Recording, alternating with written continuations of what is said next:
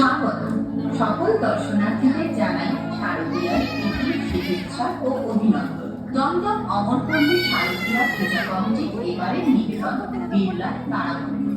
আমরা দাঁড়িয়ে আছি কলকাতার প্রাচীন ও ঐতিহ্যমণ্ডিত বিড়লা তারামণ্ডলের কৃত্রিম অরুণ আলোয় উদ্ভাসিত আকাশের নিচে, যা আমাদের ভাবিয়েছে, শিখিয়েছে, দেখিয়েছে বিজ্ঞানের দৃষ্টিতে ওই সুদূর মহাকাশের এক রহস্যময় জগৎ।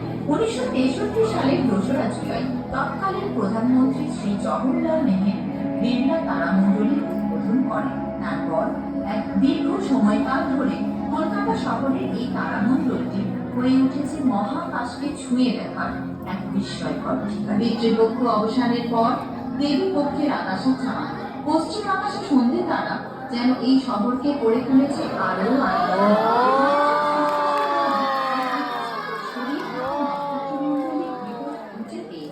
নানান আকার।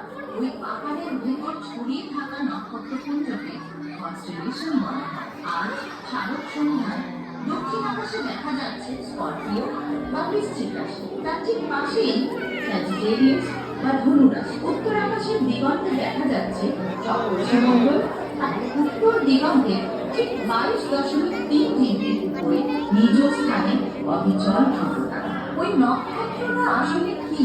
বাস্তবে যেখানে নিরন্তর পারমাণবিক শক্তি নির্গত হয়ে চলেছে, বহু বহু দূর আলোকবর্ষে অবস্থান করছে বলেই